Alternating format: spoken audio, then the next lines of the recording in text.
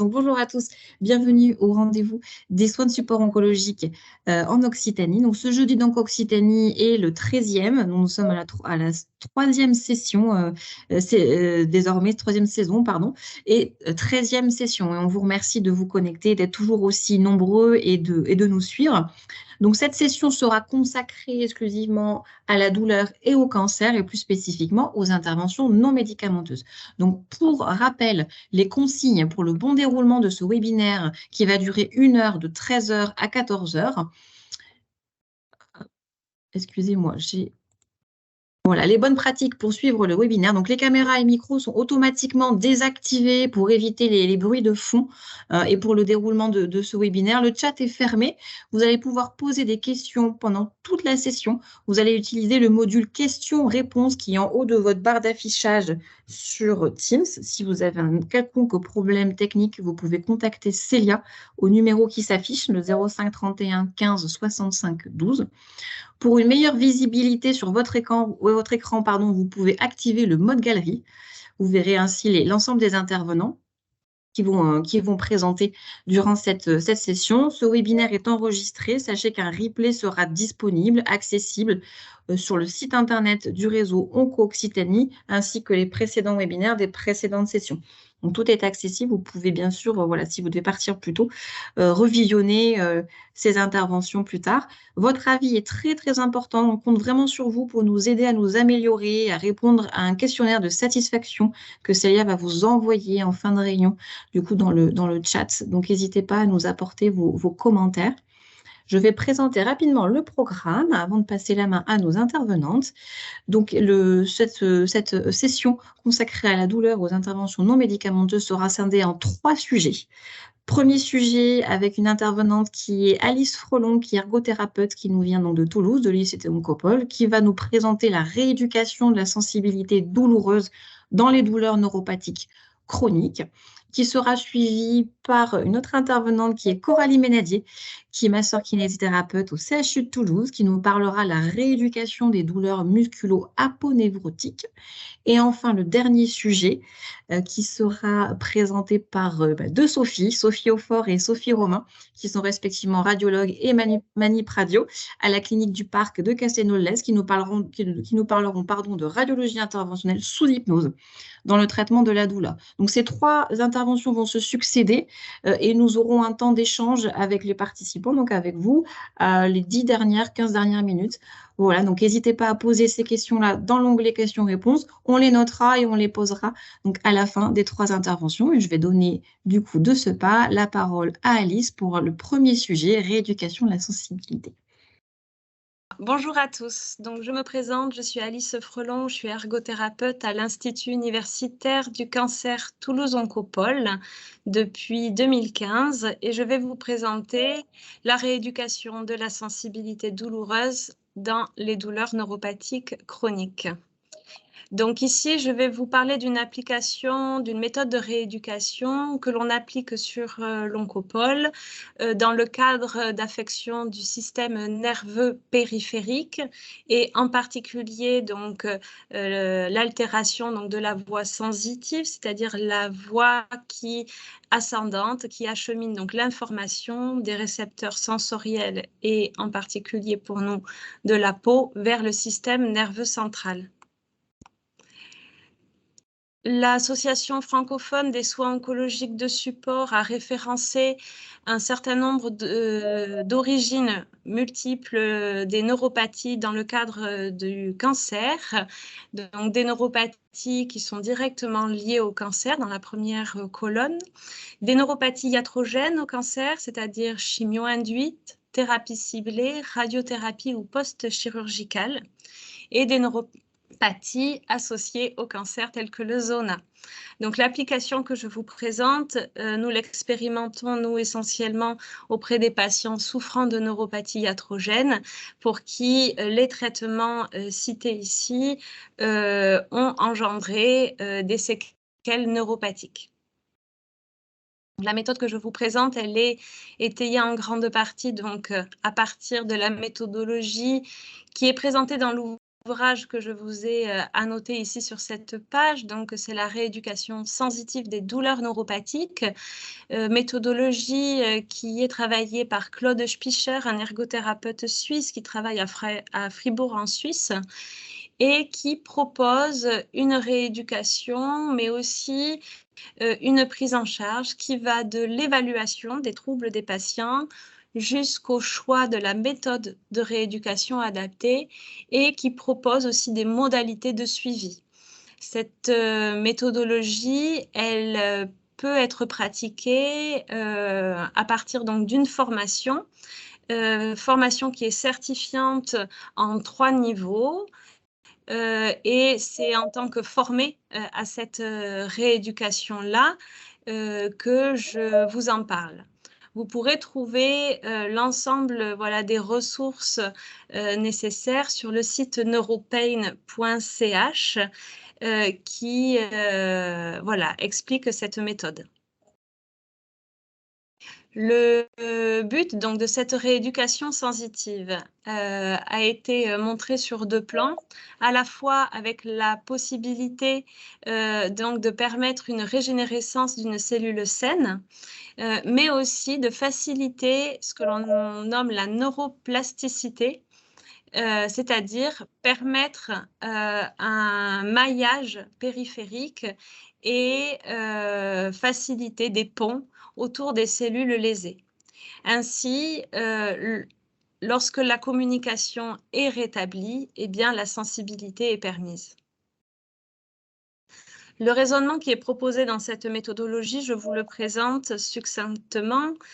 Donc, il s'agit donc dans un premier temps de faire le recueil des qualificatifs. Plusieurs outils existent pour faire ce recueil-là. Nous utilisions de manière relativement standardisée l'outil du questionnaire DN4. Donc, il s'agit d'un questionnaire qui référence 10 symptômes et qui permet d'identifier s'il y a une hypoesthésie ou non, s'il y a des paresthésies et s'il y a de la douleur provoquée ou non. Dans la méthodologie de Claude Spicher, ils utilisent quant à eux le questionnaire de douleur de Saint-Antoine, aussi nommé le QDSA, qui est un outil qui est plus global et qui différencie des qualificatifs physiques et des qualificatifs affectifs ou encore émotionnels de la douleur. Dans un second temps, une fois que les qualificatifs sont recueillis, on va chercher à comprendre si les symptômes sont douloureux et s'ils le sont, est-ce qu'il s'agit d'une douleur spontanée, donc le patient a mal quoi qu'il fasse, ou est-ce que c'est une douleur qui est provoquée par un toucher. Et enfin, nous allons chercher à identifier le territoire cutané qui est concerné afin de faire l'hypothèse de la branche ou des branches des nerfs lésés. Suite à ce recueil d'informations, nous allons pouvoir, en tant que professionnels de santé, faire l'hypothèse clinique suivante. Soit le patient rapporte des symptômes qui nous font penser à une hypoesthésie avec ou sans paresthésie, ou bien, lorsqu'il y a de la douleur, nous allons pouvoir différencier la névralgie de l'allodynie. La névralgie peut être incessante si le patient a tout le temps mal, ou intermédiaire si la douleur est variable. La douleur peut être aussi provoquée par le toucher. Dans ce cadre-là, on parlera d'allodynie.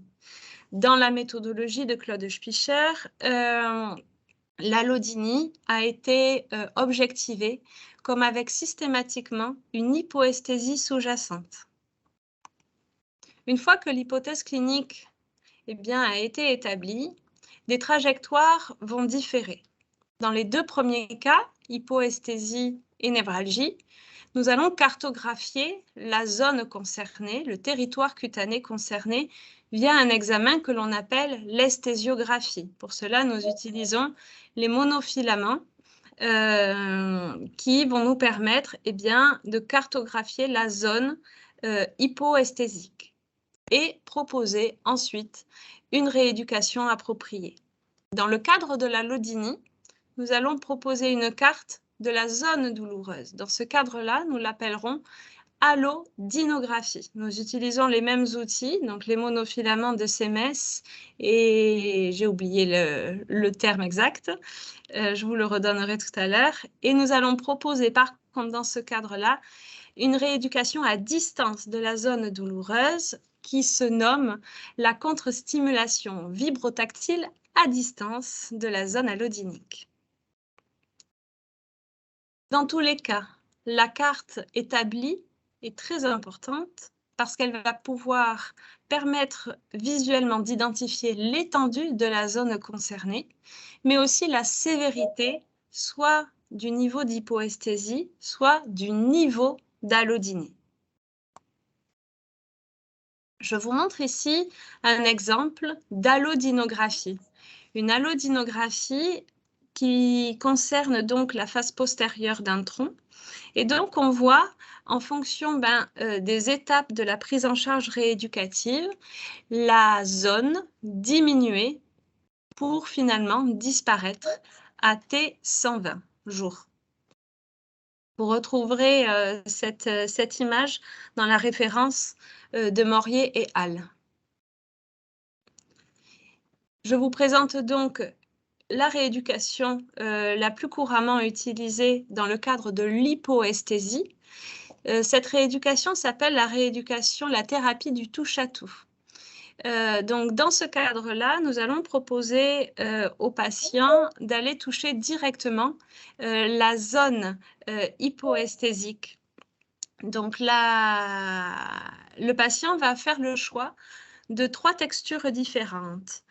Dans tous les cas, ce seront des textures douces. Ça peut être une plume, de la soie, du coton, un mouchoir. En tout cas, quelque chose qui ne fait pas mal en regard de la peau. Il va aller toucher cette zone hypoesthésique 5 minutes, 4 fois par jour. Les règles à respecter pour pouvoir avoir un bénéfice à cette rééducation sont les suivantes. Être concentré quand il fait le toucher de la peau.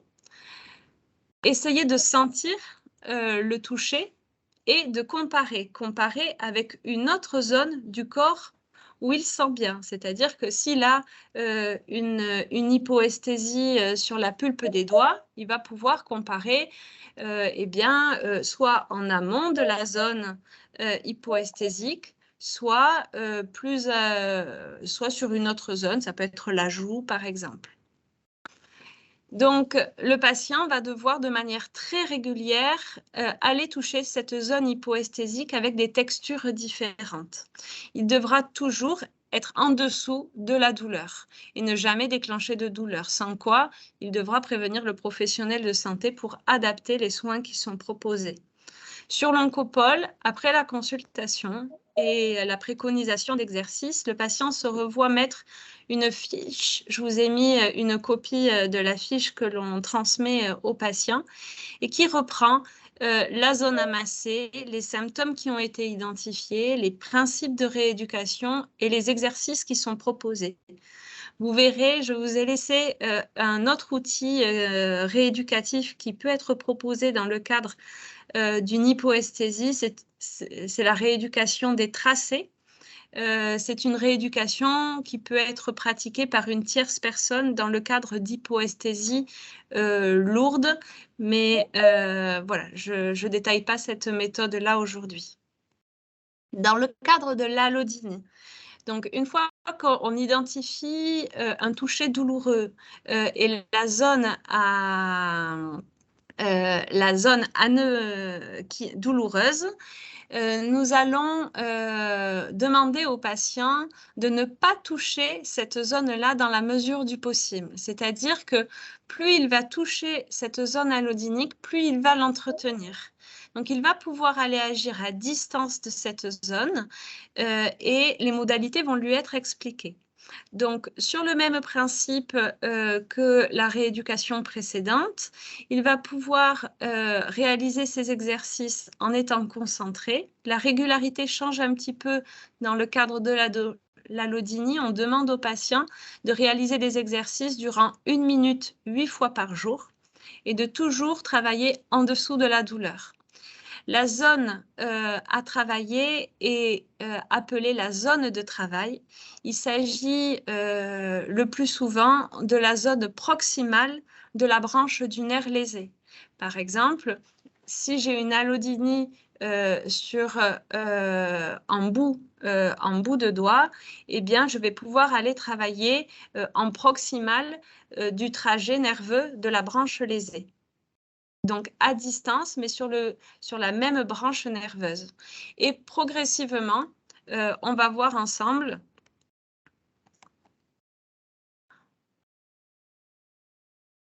dans le cadre d'un suivi rééducatif, nous allons réévaluer l'ensemble des symptômes du patient, réévaluer les cartes établies pour pouvoir objectiver une diminution de la zone concernée et une diminution de l'intensité des symptômes.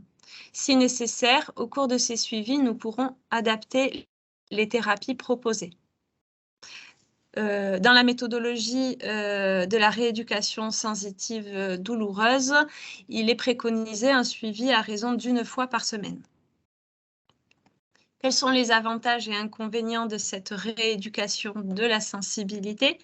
Tout d'abord, une prise en charge non médicamenteuse auquel adhèrent un certain nombre de patients, une prise en charge que l'on peut proposer à n'importe quel moment du parcours du patient et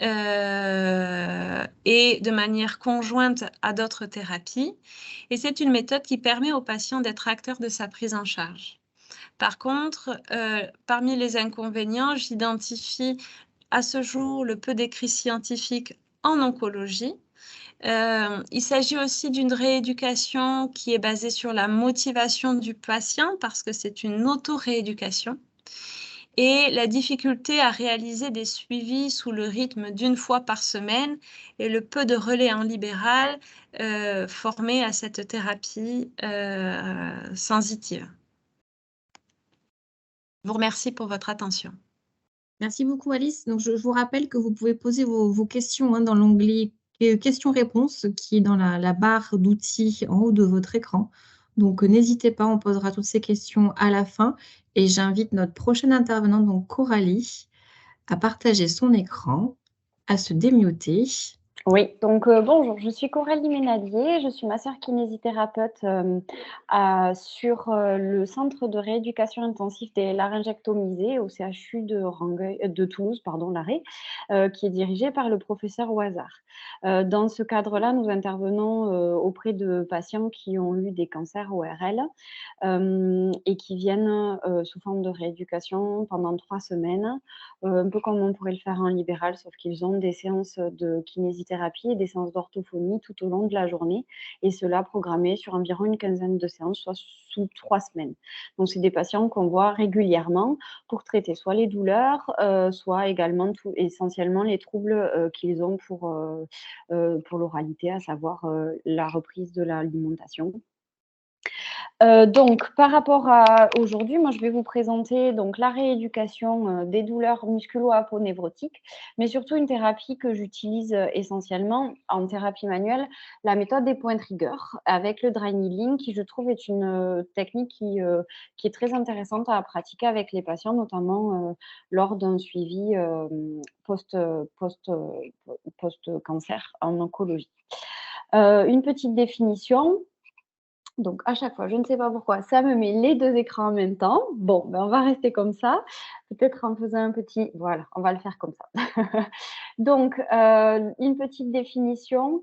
Le syndrome myofacial douloureux. Le syndrome myofacial douloureux, c'est l'ensemble des symptômes qu'on va retrouver, non seulement moteurs, ce que je vais essentiellement développer aujourd'hui, mais sensitifs et végétatifs, qui sont reconnus par le patient et qui sont dus à des points triggers actifs, des points triggers myofaciaux actifs. On va retrouver en général un trajet bien spécifique en fonction de chaque muscle que l'on pourra identifier.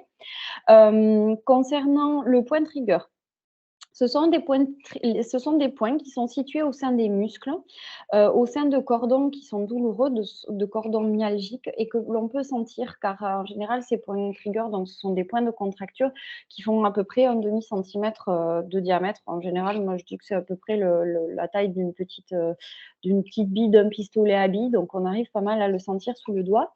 Et ces points trigger ont été identifiés par, c'est essentiellement un travail de Janet Travell, de David Simons et de James Cyriax.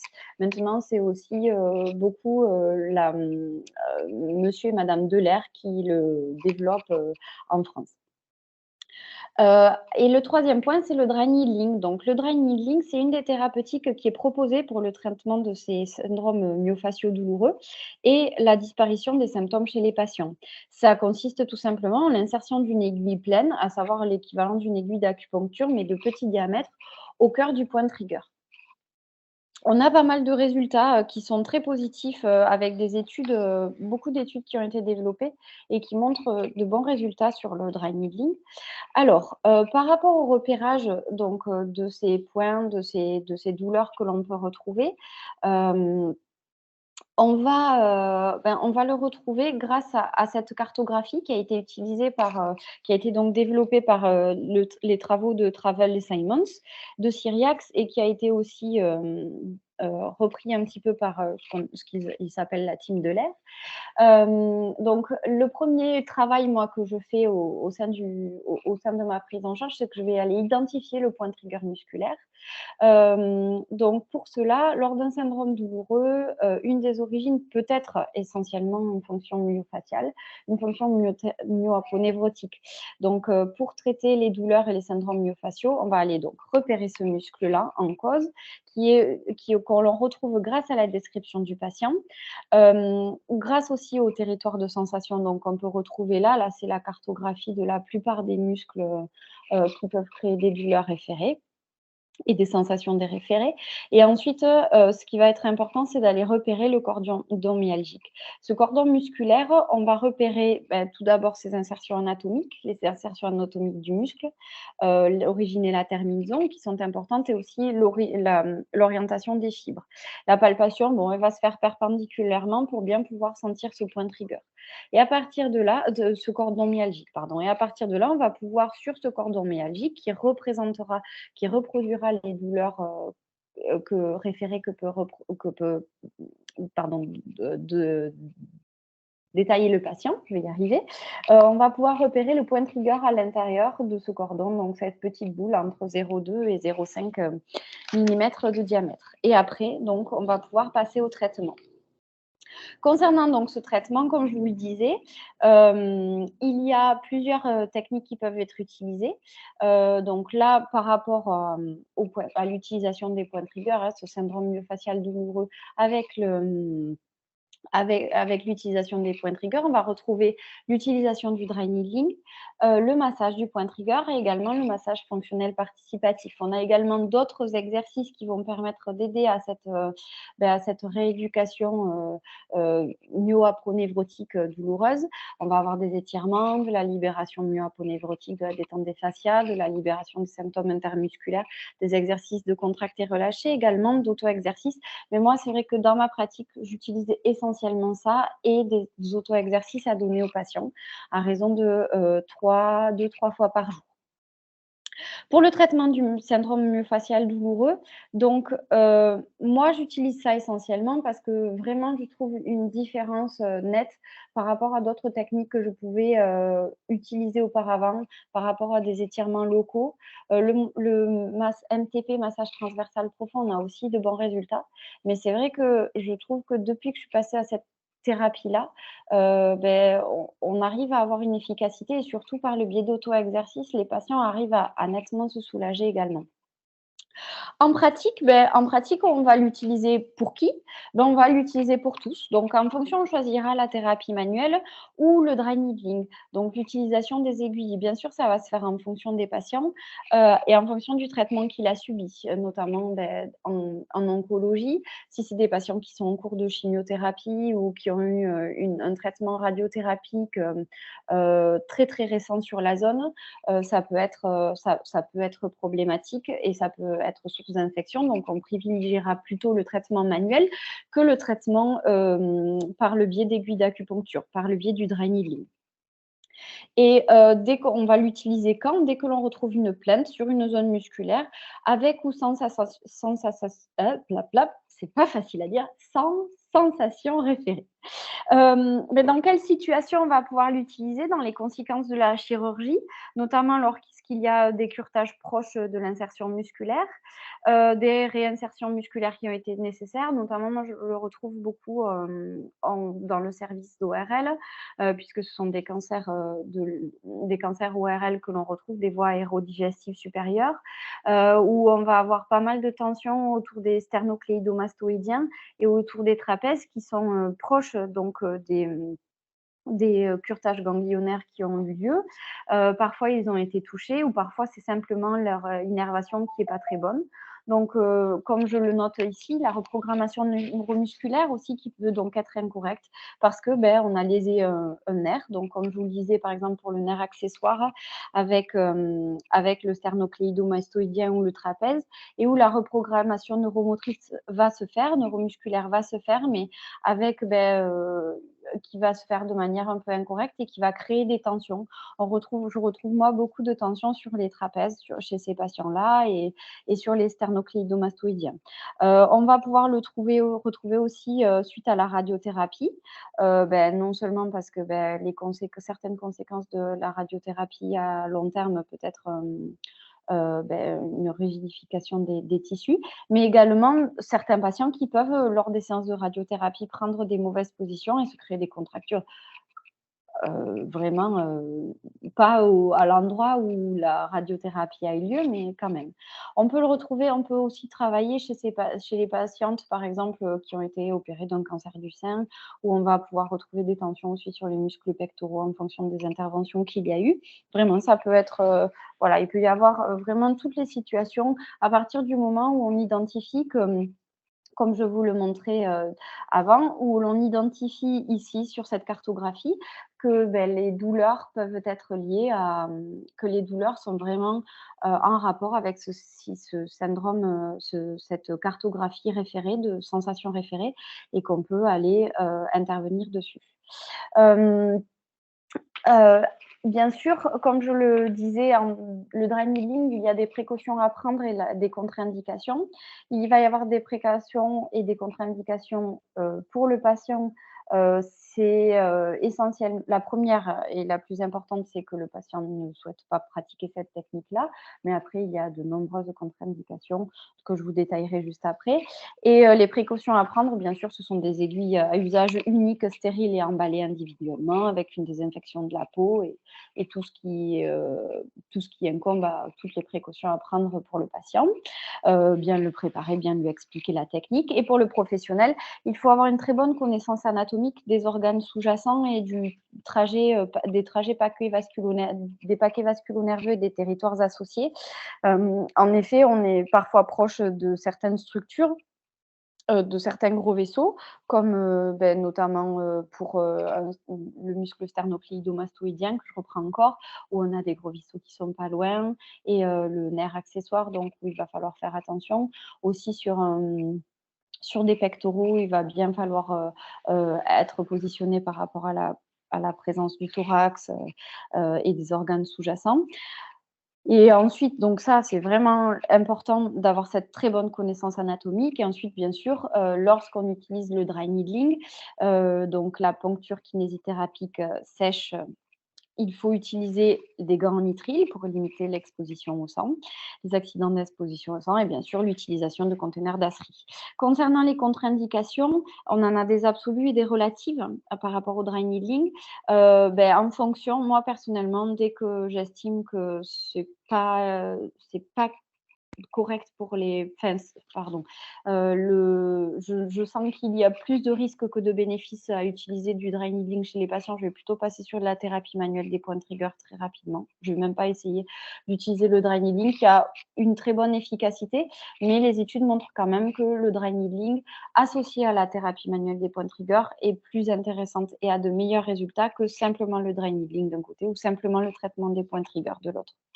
Les contre-indications, la première, comme je vous le disais, ça va être essentiellement le refus et le manque de coopération, d'adhésion du patient, le manque de compréhension, tout ce qui est infection locale ou systémique, l'anticoagulation sévère, les hématomes, les lymphodèmes. Voilà, il y a il y en a plein d'autres. Concernant les contre-indications relatives, ça va être plutôt la grossesse, l'âge, s'il y a une maladie psychique, s'il y a des allergies au nickel, bien que les aiguilles qu'on utilise, nous, sont des aiguilles en inox, des troubles de la sensibilité sur les zones poncturées, des patients à risque infectieux augmenté, etc., etc. Voilà. Donc hop là, voilà. Donc moi, voilà comment je pratique, avec ces patients-là. On a de très bons retours, notamment sur les trismus. Je vous parle essentiellement d'ORL, mais je pourrais vous parler d'autres prises en charge. Mais par rapport à l'oncologie, c'est vrai que je travaille beaucoup en ORL. On a beaucoup, beaucoup de très bons résultats sur des trismus, sur des tensions, sur les trismus post-radiques au niveau des masséters où on arrive quand même à récupérer 1 à 200 pardon, 10-15 millimètres d'ouverture buccale avant et après le traitement. Donc c'est vrai que c'est une technique qui arrive à soulager très, très rapidement le patient, c'est-à-dire que dès la fin de la séance, il s'en sent mieux. Après, c'est des tensions qui peuvent revenir, mais comme ils ont les auto-exercices à faire 2 à 3 fois par jour, en venant justement se positionner sur le muscle et sur le point trigger et en venant faire des massages sur ce point trigger qu'ils auront repéré avec le professionnel pendant les séances, ils vont pouvoir eux-mêmes se soulager et réussir à continuer à calmer les douleurs si elles sont musculo-aponevrotiques. C'est une technique qui est assez représentée quand même chez les professionnels, chez nous, chez les kinés. Et vraiment, voilà, depuis que je me suis formée, et notamment au dry needling, c'est vrai que les effets que je ressens, au sein de l'hôpital, mais également au sein du cabinet sont vraiment très bénéfiques et je vois une amélioration du simple au double, à savoir les patients que je prends en charge, qui sont améliorés bien plus rapidement. Je vous invite à aller regarder, si vous êtes curieux, les différentes études qu'il peut y avoir sur PubMed. Là, je ne vous les ai pas mises, mais je pourrais éventuellement vous transmettre le lien. J'ai essayé de vous faire quelque chose d'un petit peu pratico-pratique de moi, ce que je peux utiliser et pas de faire trop de théorie, parce que la théorie, vous pouvez la retrouver de votre côté, mais n'hésitez pas si vous avez des questions, j'espère que ça aura été clair. Je vous remercie et je vous souhaite, je laisse la parole pour la suite. Je me déconnecte.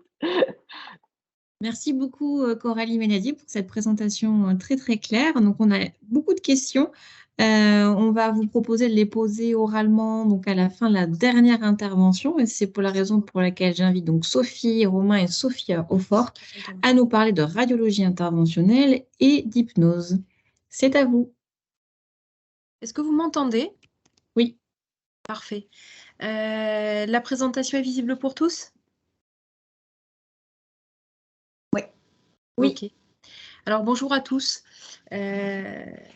Avec Sophie Romain, nous faisons partie du service d'imagerie de la clinique du Parc à Castelnau-le-Lez, dans l'Hérault. Et nous voulions vous témoigner notre expérience sur l'hypnose que nous avons mis en place depuis 2019 dans le service. Et on a voulu partager cette expérience dans le cadre des techniques non médicamenteuses qui étaient le sujet de l'intervention de ce jour. Alors, Sophie Romain est manipulatrice en radiologie depuis de nombreuses années dans notre service, très spécialisée dans l'imagerie mammaire et donc rencontre pas mal de patientes qui sont dans le stress d'avoir le cancer éventuellement et puis ensuite de le vivre, le traverser et elle a décidé, je parle pour elle mais elle se présentera depuis 2019 et même avant, de proposer à faire pour l'équipe et le service un diplôme interuniversitaire en hypnose pour lequel elle fait bénéficier aujourd'hui, grâce à de multiples techniques qu'elle va vous proposer, les patients qui sont donc dans cette thématique de la prise en charge du cancer dans les services de radiologie. De mon côté, je suis radiologue depuis plus de 20 ans avec la moitié de mon parcours en hospitalier, la moitié en privé dans le cadre de la clinique du Parc et sur lequel je suis particulièrement spécialisée dans le diagnostic du cancer et le suivi des patients ainsi que dans les interventions radiologiques liées au traitement du cancer, on en parlera après. Et c'est pour cette raison que nous avons voulu mettre en place des propositions de techniques d'hypnose pour accompagner les patients dans ces différentes phases dans un service d'imagerie. Voilà, Sophie va prendre la main donc, sur cette présentation maintenant. Oui, bonjour. Alors, donc, je vais commencer par une définition pour un petit peu expliquer ce que c'est. L'hypnose est un mode de fonctionnement psychologique dans lequel le sujet, grâce à l'intervention d'une autre personne, parvient à faire abstraction de la réalité environnante tout en restant en relation avec l'accompagnateur. Et on se pose souvent la question, mais tous les sujets sont hypnotisables. Donc, il y a 3 types de démarches utilisées dans notre service d'imagerie médicale. On a l'hypnose formelle ou la transhypnotique, la conversation hypnotique et le casque de réalité virtuelle avec hypnose médicale. Donc, moi, je vais vous parler de l'hypnose. Et donc, l'hypnose se décline de 3 façons. On a l'hypnose de spectacle, dont on ne parlera pas aujourd'hui, bien sûr, l'hypnose thérapeutique et l'hypnose ericksonienne. Aujourd'hui, on s'intéresse principalement à l'hypnose ericksonienne ou hypnoanalgésie. Donc, un petit peu d'histoire. Milton Hyland Erickson est né en 1901 en Nevada et mort en 1980 en Arizona. Et c'était un psychologue, psychiatre américain qui a joué un rôle important dans le renouvellement de l'hypnose et a consacré de nombreux travaux à l'hypnose thérapeutique. Son approche vise à donner aux patients la possibilité de développer ses propres ressources pour s'orienter sur le chemin du changement. Les moyens utilisés sont dits permissifs par opposition aux méthodes directives déjà utilisées jusque-là. Son approche est basée sur des processus dits communicationnel. Cette hypnose se décline en 2 pratiques, en hypnose formelle ou en hypnose conversationnelle. L'hypnose formelle peut être utilisée dans les cas de stress, d'examen douloureux et dans les cas de phobie. Nous l'utilisons à la clinique beaucoup à l'IRM dans les cas de claustrophobie ou autre phobie. Quelques jours avant l'examen, le patient est reçu en consultation pour établir un lien de confiance avec le praticien et définir ensemble un lieu de refuge. Donc, qu'est-ce que c'est le lieu de refuge? C'est un moment, un lieu, une activité où le patient se sent particulièrement bien. Ce lieu peut être passé, présent, futur ou même imaginaire. Ce peut être une plage, une randonnée, un voyage, faire de la cuisine. Par exemple, j'ai une patiente que j'ai aidée déjà 4 fois à passer des IRM. Et à chaque fois, elle m'apporte son petit cahier sur lequel il y a des photos de ses poupées. Des poupées pour lesquelles elle tricote des vêtements de toutes les couleurs, de toutes les formes. Et au cours de la séance, simplement, je lui décris toutes ces poupées, je lui décris les couleurs, je lui décris les touchés, je lui décris les odeurs. Et de cette façon-là, eh bien, elle passe son IRM sans problème. Donc, en fin des consultations, je pratique toujours une courte séance d'hypnose et le lieu refuge est ancré à ce moment-là. Je conseille toujours aux patients de prendre le temps de retourner dans ce lieu refuge et je leur conseille souvent de le faire le soir avant de s'endormir parce que c'est apaisant et ça fait du bien. Et pour le jour de l'examen, être retourné dans son lieu refuge et d'avoir l'habitude d'y retourner, c'est important. Et le jour de l'examen, une courte séance de décontraction est pratiquée. Et sur la diapositive, là, on me voit donner des balles de couleur aux patients. Alors, ce sont des balles avec des petits smileys qui rigolent, qui tirent la langue, etc. Et donc, le patient doit choisir sa balle Et là, à ce moment-là, c'est déjà du détournement d'attention. Puis, j'accompagne le patient dans son lieu refuge. Pendant l'examen, je maintiens le patient dans son lieu refuge depuis la console. Je lui parle tout au long de l'examen et les retours d'expérience sont toujours positifs. Ensuite, une autre méthode pour aider les patients, et quand on peut être près d'eux aussi, c'est la conversation hypnotique. Donc là, le patient reste toujours conscient et par contre, il faut trouver le sujet qui le passionne. Là, j'ai en tête aussi un exemple sympathique d'une dame âgée qui est venue passer une biopsie du sein par mammotome. Et là, je lui ai demandé quelle était sa profession. Et sa profession, elle m'a raconté qu'elle avait été couturière chez Chanel. Et là, pendant tout l'examen, on a échangé, on a parlé de son métier avec passion. Et elle n'a pas du tout eu mal pendant son examen. Et surtout, elle n'a pas du tout vu le temps passer. Et comme vous pouvez le constater sur cette diapositive, je suis restée près d'elle tout au long de l'examen, les yeux dans les yeux, éventuellement une main même posée sur elle. Alors, on a mis en place une fiche d'évaluation et l'évaluation de la pratique est réalisée à travers ce questionnaire de satisfaction rempli par le patient. Et la mise en place de ce questionnaire permet d'évaluer l'intérêt de la pratique. Diapo suivante, merci. Donc, ce graphique représente le résultat de 200 examens réalisés sous hypnose par des patients qui soit ne seraient pas venus faire leur examen, soit qui avaient déjà interrompu un examen sans accompagnement hypnotique. Et donc, on peut remarquer que le niveau d'inconfort est apprécié avec une échelle de 0 à 5. 0 indique que le patient est bien comme dans son lit et 5 signifie que l'examen a été interrompu. On peut donc constater que 50% des patients se sont sentis bien comme dans leur lit et que seulement 3% des examens ont été interrompus. Donc 97% des examens ont pu être réalisés. La troisième technique dont on va vous parler, ce sont les casques de réalité virtuelle. Donc, on a mis en place un peu après, puisque Sophie nous a mis un tout petit peu sur le chemin de cette démarche.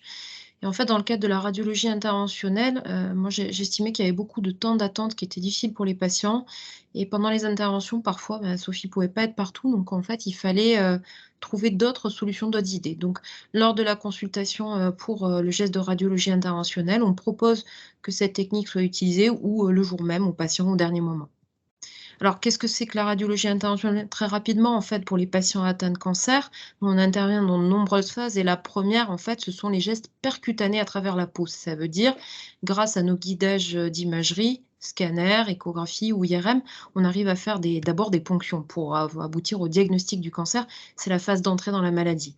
Ensuite, on peut, à travers ces gestes percutanés, traiter la douleur avec des neurolys, c'est-à-dire qu'on met des aiguilles et on peut mettre des produits qui sont censés détruire les plexus douloureux, des infiltrations ou des consolidations de fractures par cimentoplastie du bassin, du rachis. Également, on traite des patients en détruisant des tumeurs à travers la peau par des gestes dits de radiofréquence, soit de micro-ondes ou de cryothérapie. On met une aiguille pour traiter et détruire les lésions par des techniques de chaleur ou de froid. Également, on va intervenir dans le cadre du cancer par des gestes dits de vasculaire. On va passer soit dans les artères, soit dans les veines, en général, soit pour des embolisations, par exemple, c'est-à-dire on va boucher des vaisseaux, soit dans le cadre de l'urgence, pour un patient qui a un cancer qui vient d'être opéré et qui a un saignement en urgence, soit pour préparer un traitement. Et puis aussi des actes endoveineux où on pose des PICC lines, des porte-à-4, et on peut poser aussi des gastrostomies ou traiter des rétrécissements des voies biliaires en posant des stents. Donc voilà, on a toute une gamme de choses dans lesquelles les patients arrivent, vous allez le voir, dans des univers extrêmement aseptisés, très complexes, parce que c'est comme un bloc opératoire, si ce n'est qu'il y a des machines de partout. Et c'est pour ça que ces techniques de traitement de la douleur nous ont paru de la douleur, j'allais dire psychique, nous ont paru intéressants. Vous voyez ici un scanner interventionnel dans le cadre du bloc opératoire. En haut à droite, dans le cadre d'une tumeur hépatique que je suis en train de traiter. Ensuite, en bas à droite, dans le cadre d'un traitement de la douleur par une infiltration qui va être effectuée par un collègue. C'est pour vous donner l'environnement dans lequel rentre ce type de patient. Ou alors dans des salles de radiologie qu'on dit d'angiographie. Ici, c'est une salle d'angiographie avec 3D. Et vous voyez à nouveau que c'est toute une atmosphère qui est très particulière pour les patients qui rentrent et qui est très anxiogène. Alors en pratique, le patient reste conscient durant toute la séance. On peut faire ça aussi dans le temps d'attente parce que comme vous le savez, peut-être pour avoir été patient vous-même, les temps d'attente dans les blocs opératoires, c'est très long et très angoissant, on se sent assez déshumanisé. Et donc on fait et on propose ce casque qui est un peu gros mais qui n'est pas très lourd. Et pendant tout, le patient reste conscient, mais il est immergé dans un univers de confort et de sécurité dans lequel il va avoir une séquence de respiration guidée, de cohérence cardiaque, avec à la fois une composition musicale qui est inspirée de musicothérapie qui complète le dispositif visuel. Alors, le principe des casques pour l'hypnose médicale, c'est une expérience donc multisensorielle qui isole le patient des stimuli anxiogènes de salle d'examen et qui le plonge dans un autre univers. C'est un univers virtuel qui vise à réduire son anxiété, à mieux gérer sa douleur en saturant toutes les autres ressources attentionnelles et en laissant de moins en moins de ressources pour la place à la douleur et au sujet pour y penser. Ça, c'est un petit reportage qu'on avait eu chez nous de France Bleu juste après. Et puis, c'est pour vous donner le témoignage patient à nouveau. C'est important d'avoir le retour sur ce type de technique. Donc, la patiente nous explique, c'était pour le reportage. Donc, j'étais en immersion. Bon, elle voyait des requins, des murènes. Là, elle avait décidé d'aller donc sous l'eau. Et puis, ça ne supprime pas tout à fait la douleur, mais je me suis fait mon film juste comme dans un rêve. Et finalement, c'était réaliste et ça m'a permis d'être un peu moins stressée. Donc ça, c'était quand même des témoignages intéressants. Ils sont parfois un peu moins positifs, mais quand même toujours dans le bon sens. Donc pour conclure, on va conclure avec Sophie. C'est une technique qu'elle a importée en proposant ce service, au bout de plusieurs années de pratique, de développer ce savoir. Et c'est grâce à elle, en tant que manipulatrice radio, que notre équipe, notre service a pu progresser dans cette approche qui n'était pas du tout réalisée. Et nous avons décidé de le décliner avec des choses variées. Vous voyez qu'il y a plusieurs possibilités. Sophie, je vous laisse peut-être terminer et donner le mot de la fin sur cette présentation. Oui, moi, ce que je peux dire, c'est que la formation aux pratiques de l'hypnose permet au praticien d'améliorer sa relation au patient dans sa pratique quotidienne et en utilisant tout simplement le détournement d'attention.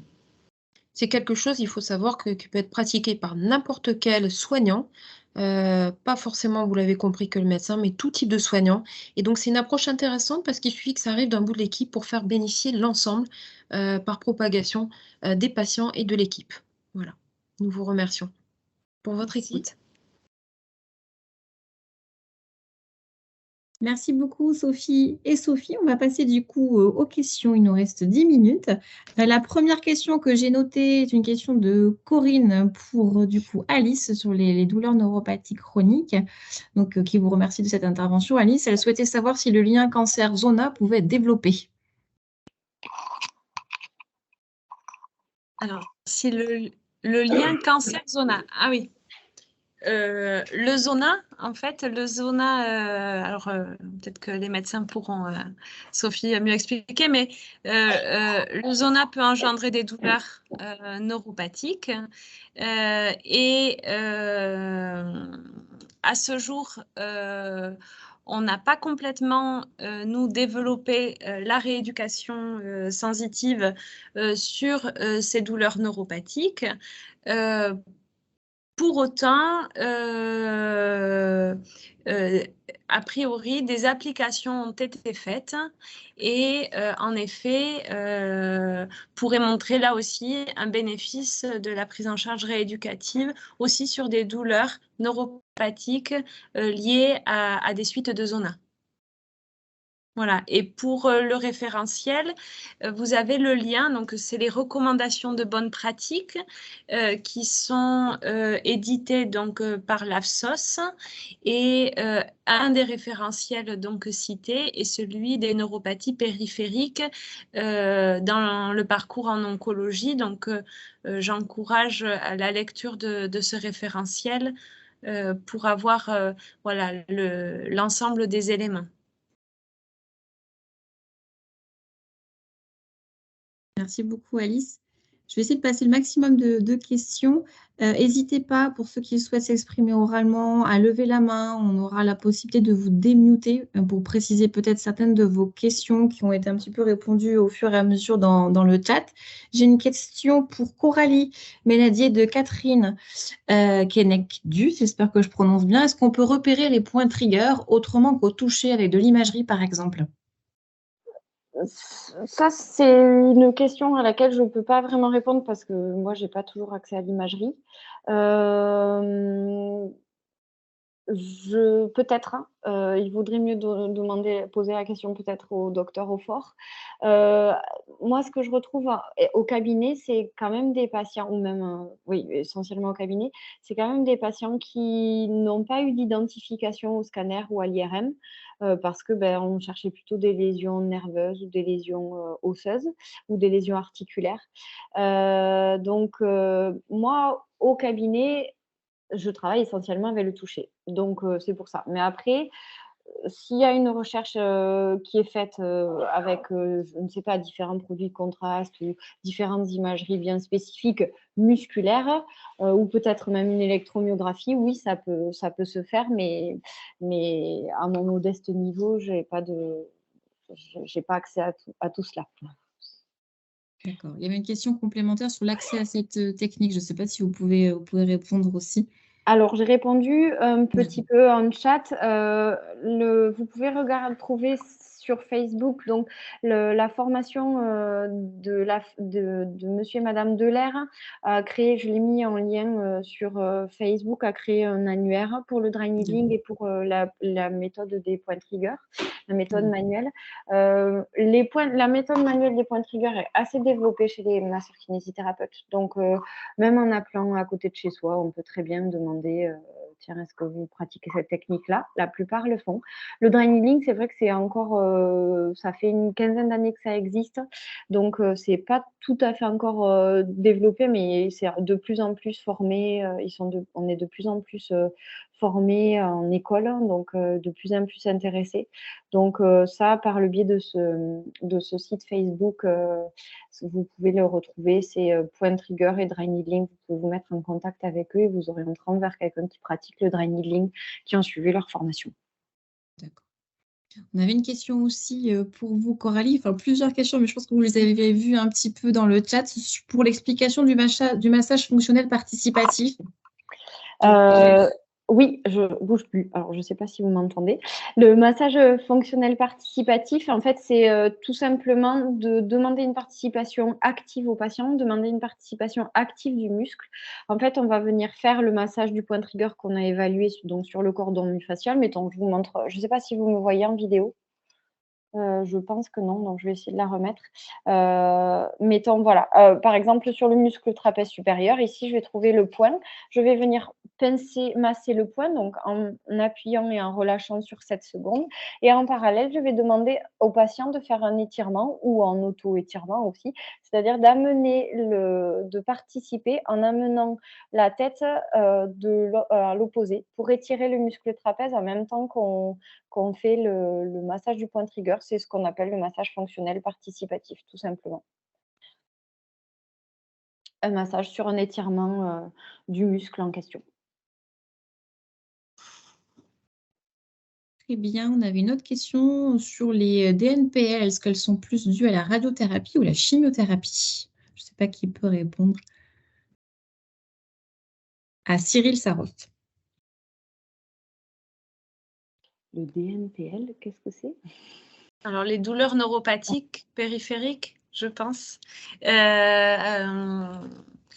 Dans le référentiel, là aussi, de l'Association francophone des soins oncologiques de support, vous retrouverez les pourcentages précisément des incidences, donc des traitements engendrant des douleurs neuropathiques.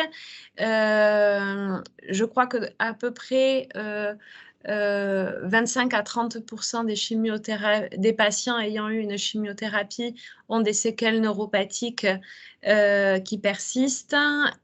Sur la radiothérapie, je crois qu'on est plus aux alentours de 15%, mais je vous invite à aller regarder ce référentiel qui est en libre accès et qui vous permettra d'avoir les résultats plus précisément.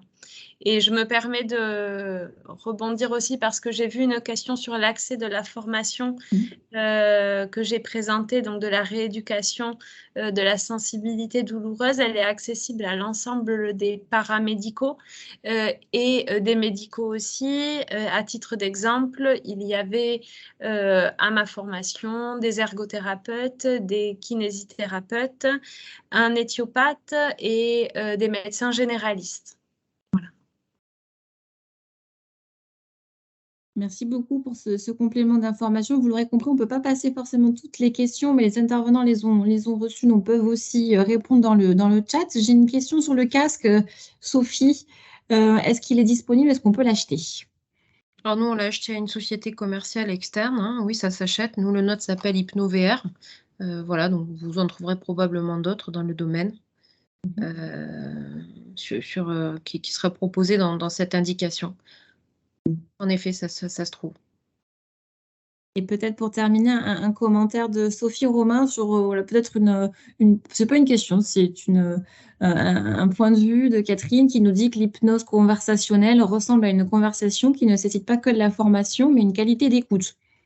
Oui, non, mais là, je suis tout à fait d'accord. Effectivement, c'est plus une qualité d'écoute et une qualité d'échange, parce qu'il ne faut pas faire que écouter, il faut solliciter le patient constamment et ne pas laisser de blanc dans la conversation, si vous voulez. Il faut vraiment être proche de son patient et le solliciter tout le temps pour qu'il rebondisse et donner un rythme à la conversation. Ça, c'est important. Mais il y a des petites méthodes, comme je vous ai fait voir sur la diapositive, avec les petites balles de couleur.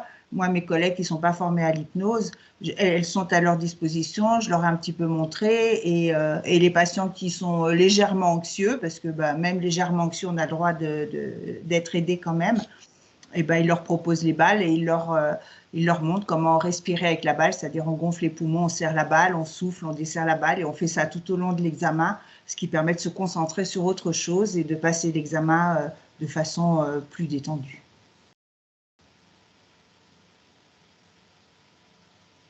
Alors, je suis désolée, il est 59, donc je vais devoir conclure. N'hésitez pas, en tout cas, voilà, pour les personnes qui auraient besoin de retours complémentaires à nous contacter. On fera passer vos questions aux intervenantes. Je pense qu'il est temps pour nous tous de terminer ce webinaire. Donc, un rappel, votre avis est très important. N'hésitez pas à répondre au questionnaire de satisfaction. Alors, je ne sais pas si Célia, tu peux le renvoyer parce que le lien que tu as mis, c'est un petit peu noyé finalement dans les questions du chat. Donc, Célia va vous le renvoyer à l'instant. C'est vraiment important pour nous, hein, comme je vous le disais en introduction, c'est la 3e saison, la 3e année des jeudis d'Onco-Occitanie, le rendez-vous des soins oncologiques de support. On a vraiment besoin de vos retours. Cette session douleur, elle a été reprogrammée puisqu'il y en avait une précédente en 2021, si je ne me trompe pas. Et effectivement, les retours des enquêtes de satisfaction précédentes nous demandaient vraiment de reprogrammer quelque chose sur le thème de la douleur et du cancer, et notamment sur les interventions non médicamenteuses. Donc, c'est chose faite. Mais n'hésitez pas donc à nous donner aussi des idées de webinaires. Donc, nous étions plus 70 participants. Donc, vraiment, merci de nous suivre. Nous vous remercions vraiment pour votre participation. Les intervenantes, un grand merci également déjà de nous avoir consacré ce temps, à la fois pour la préparation de vos interventions respectives et puis le temps que vous nous avez consacré aujourd'hui et vos réponses aux questions. Vos interventions ont été très appréciées. Je pense que vous pouvez le voir dans le fil de la conversation avec les différentes personnes qui peuvent en témoigner. Pour rappel, un replay sera disponible sur le site d'Onco-Occitanie d'ici une petite semaine, je pense. Donc, si vous souhaitez revisionner certains passages, si voilà, vous souhaitez repasser ces moments forts de ce webinaire, les présentations des intervenants seront aussi à votre disposition au format PDF, pardon, vous pourrez télécharger sur le site. Et je vais vous souhaiter du coup un bon appétit pour ceux qui n'ont pas mangé. Rendez-vous pour le prochain jeudi d'Onco-Occitanie qui sera le 13 avril, donc toujours un jeudi, toujours au format webinaire de 13h à 14h sur le thème de la psycho-oncologie. Donc n'hésitez pas à vous inscrire. Je vous remercie. Bon appétit à tous et bon après-midi. Au revoir. Merci. Merci.